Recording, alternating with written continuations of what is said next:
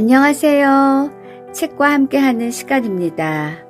오늘은 오래된 생각과의 대화, 이하준 교수가 정리한 쇼펜하우어의 고독에 대하여 읽어보겠습니다. 불필요한 희생으로 시간을 허비하지 말라. 쇼펜하우어의 고독. 혼자 밥을 먹고 혼자 영화를 보고 혼자 여행을 한 적이 있는가? 아마도 강변에서 동네 운동장에서 혼자 산책을 하거나 운동을 하는 것에는 큰 부담을 느끼지 않을 것이다. 그런데 혼자 밥 먹기, 혼자 영화 보기, 혼자 여행하기에는 왜 심리적 저항감을 느끼게 되는 걸까? 당신은 이미 그 답을 알고 있다. 한가한 주말 내내 휴대전화가 울리지 않거나 지인으로부터 문자 하나 오지 않을 때 무엇을 느끼는가? 외로움, 고독감, 혹은 서러움? 아마도 당신은 보지도 않는 TV를 틀어놓은 적이 있을 것이다. 크리스마스를 어떻게 보낼지 걱정해 본 적도 있을 것이다. 그렇다면 당신은 혼자 있고 싶지 않은 것이다. 혼자 있다는 느낌에서 벗어나고 싶은 것이다. 분리되어 있다는 고립감이 싫은 것이다. 이러한 정서의 정체는 바로 외로움이다. 외로움은 관계에서 기인하는 정서 중 하나이다. 만약 지금 당신이 외로움을 느낀다면 당신은 혼자 시간을 견디어내는 내적인 힘이 부족한 것이다. 쉽게 말해 아직 어리다고 할 수 있다. 고독은 관계에서 비롯되는 정서가 아니다. 만약 당신이 취업을 준비하고 있다면 당신은 거대한 사회에 진입한다는 생각에 위축감을 느끼기도 했을 것이며 밤늦게 당신의 원룸으로 돌아가면서 전화를 걸어 친구나 가족과 이야기를 나누기도 했을 것이다. 하지만 취업의 문제는 오직 내 스스로 해결할 수밖에 없다는 무거운 인식, 그리고 오로지 세상에 혼자 서 있는 듯한 강렬한 정서로 인해 당신은 고독을 느꼈을 것이다. 만약 당신이 중년의 남자라면 당신은 아내와의 대화가 줄어들고 자신이 가정 내에서 소외된 것을 느끼던 어느 날 모처럼 만난 친구들과 거나하게 술 한잔하고 들른 사창가에서 기계적인 섹스를 하고 허무함을 느꼈을 것이다. 당신이 느낀 외로움과 허무함의 실체가 실은 진심 어린 대화를 필요로 했던 것임을 어렴풋이 느끼며 집으로 뚜벅뚜벅 걸어가는 그 먼 길은 당신이 그 언젠가 당신이고자 했던 당신이 아님을 알게 되는 고독의 먼 길이다. 만약 당신이 직장에 다니는 여성이라면 당신은 아부에 능하고 줄을 잘 서는 회사 동료들과의 술자리에서 접대 웃음과 가식적인 칭찬을 늘어놓고 홀로 돌아오는 길에서 쓸쓸함을 느꼈을 것이다. 나만의 목표를 갖고 타인의 평가에 상관없이 나만의 길을 가겠다고 다짐했던 순간이 당신이 만난 고독이다. 이렇듯 완전히 혼자 있다는 근원적 경험이나 당신이 당신을 내면에서 만났을 때 오로지 당신 스스로 홀로 있고 스스로 당신의 삶의 가능성을 선택하고 결정하며 또한 그것을 위해 오직 당신의 힘에 의존해 걸어갈 때 느끼게 되는 실존적 정서가 고독인 것이다. 어떤 이는 고독을 참아내는 유일한 방법이 사랑이라고 설파한다. 오직 사랑만이 고독을 넘어 자기 성장으로 이끌어주는 열쇠라고 호소한다. 과연 그럴까? 사랑의 연대를 통해 인간의 고독을 지워버릴 수 있을까? 사랑이란 개별자들, 다시 말해 홀로인 나와 너가 만나는 것이다. 사랑을 하면 할수록 이렇게 외로워지는 건 이라는 흔한 유행가 가사처럼 우리는 사랑을 통해 감정의 일치감, 완전한 연대감을 느끼기도 하지만 동시에 개별성을 강하게 자각하기도 한다. 사랑하는 너를 통해 나를 보며 연결되어 있는 듯 하지만 끊어져 있는 나와 너를 확인하게 되는 존재론적 상황 역시 사랑의 한 순간인 것이다. 스티븐 달드리 감독이 연출한 영화 디 아워스는 사랑의 관계를 통해서도 고독의 문제를 극복하기 어렵다는 것을 보여준다. 여성주의 영화의 분위기를 띠고 있지만 자세히 들여다보면 사랑하는 남편과의 관계로도 극복될 수 없는 여성 자신의 내면의 고독을 다루고 있다. 영화에는 3명의 여성이 등장한다. 1920년대의 버지니아 울프, 1950년대의 가정적인 남편과 아들이 있고 둘째를 임신한 중산층 여인 로라 브라운, 에이즈로 죽어가는 오랜 연인이자 남자친구를 위해 파티를 준비하는 클레리사가 그들이다. 이 세 여인의 하루의 삶을 통해 보여주는 것은 사랑받고 사랑하는 것 같지만 삶 앞에서 결국 혼자라는 사실, 오롯이 혼자 감당해야 하는 여성 자신만의 고유한 우울, 고뇌, 그리고 고독한 정서이다.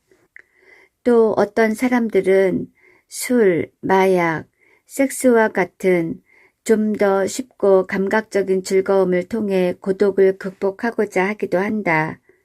패배자라는 은어를 사용한 영화 숏버스는 섹스를 통해서도 극복할 수 없는 고독을 다루고 있다.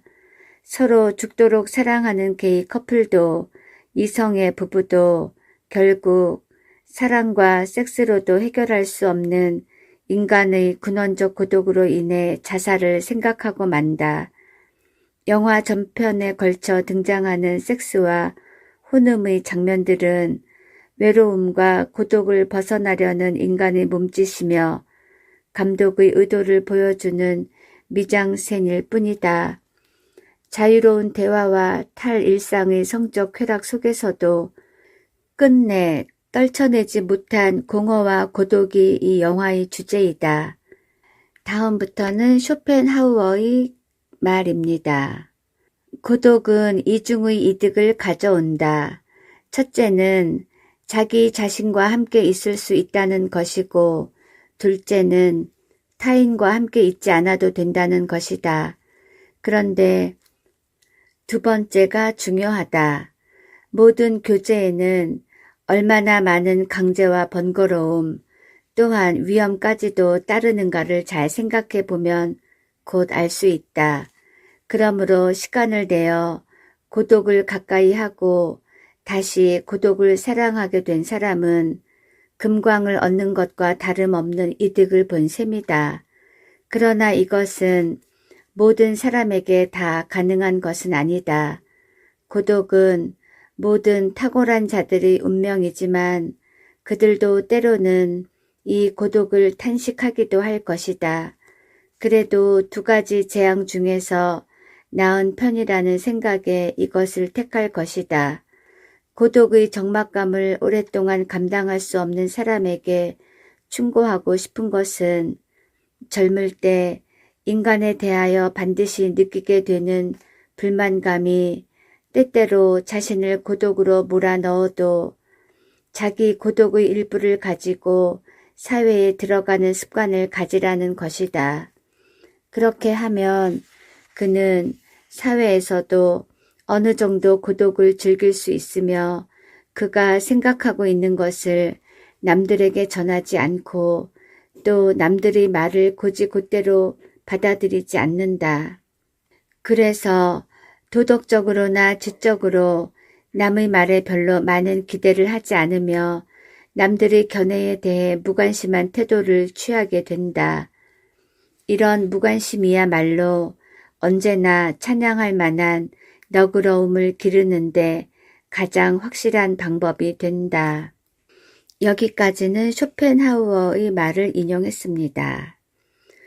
두 영화와 쇼펜하우어가 우리에게 들려주고 싶었던 이야기는 무엇이었을까? 답은 간단하다. 고독을 마주보고 적극적으로 즐기라는 것이다. 만약 당신이 외로움에 떨고 있고 술로, 섹스로, 의미 없는 수다로 시간을 보내는 사람이라면 타인에 의해 의존해 살며 자신의 색깔도 빛을 잃어 퇴색해버리고 내면의 자유를 주저하는 사람이라면 어떨 것 같은가? 한순간도 홀로 있을 수 없다면 무엇을 할 수 있겠는가? 고독의 시간을 즐길 줄 알고 자신을 만나고 자신과 대화하는 사람만이 정서적으로나 정신적으로 독립할 수 있다. 하나의 고유한 색깔을 가진 영혼으로 태어날 수 있다. 쇼펜하우어는 그런 사람만이 조용한 평화와 안정을 누릴 수 있다고 말한다. 당신이 만약 홀로 걷는 오솔길에서 고독하지만 무엇인가 말할 수 없는 내면의 고유함과 안정감을 느낀다거나 홀로 있는 시간에 무엇인가를 골똘히 생각하며 가슴 밑에서 올라오는 따뜻한 기운과 풍려함을 감지한다면 바로 쇼펜하우어가 말하는 고독이 주는 행복과 마음의 평화를 경험한 것이라 할 수 있다. 그런데 쇼펜하우어는 고독을 즐기는 것은 아무나 할 수 없는 것이자 탁월한 자들의 운명으로 취급한다. 예수가 미션을 수행하기 전 광야에서 가진 절대 고독의 시간, 붓다가 깨달음을 얻기 위해 가진 정신 수행 속 절대 고독의 시간이 대표적인 예이다. 하지만 쇼펜하우어의 주장이 과도한 것이라고 생각하지 않는가? 고독은 위대한 정신의 소유자만 경험할 수 있는 것이 아니다. 자기 자신의 삶을 살고자 하는 사람, 하나의 독립된 정신으로 살고자 하는 사람이 통과하는 길일 뿐이다. 너 때문에, 부모님 때문에, 동료 때문에 라는 말을 입에 달고 사는 사람이나 사교와 인맥 관리에 정신이 팔린 사람, 특정한 신념의 노예가 된 사람들은 고독할 시간이 없다. 그런 사람들은 기껏해야 남의 영향 아래에서 살거나 잘 나가는 장사꾼이나 수완가가 될 뿐이다. 그런 사람들에게 성숙은 찾아오지 않는다. 그리고 그런 사람들의 행복은 언제나 불안하며 유리보다 쉽게 깨어지기 마련이다. 쇼펜하우어는 권고한다. 사교의 번거로움과 낭비를 피하고 당신의 고독을 즐기라고. 그리고 어쩌면 더 중요한 한마디, 사람들을 위한 불필요한 희생으로 시간을 허비하지 말고 당신의 고독 속으로 들어가라고. 정말 한 사람의 인간으로 살고자 한다면 당신의 고독을 사랑하라고 말이다. 권위와 타자에 대한 적절한 무관심은 관대함의 원천이 될 수 있고 그것은 당신의 고독 속에서 나온다고 말이다. 고흐를 생각하지 않아도 좋다. 당신의 별을 보고 당신의 길을 걸으며 당신의 노래를 부르는 것, 그것이 고독을 즐기는 것이다. 그럴 때 당신은 누구 앞에서도 담대하고 어떤 경우에도 담담하게 대응할 수 있다. 고독을 즐기는 당신은 자신을 사랑하는 법을 아는 사람이다. 진주를 품은 조개처럼. 쇼펜하우어의 고독에 대하여 읽어보았습니다. 오늘 제가 목이 조금 안 좋았습니다. 그래도 들어주셔서 감사합니다.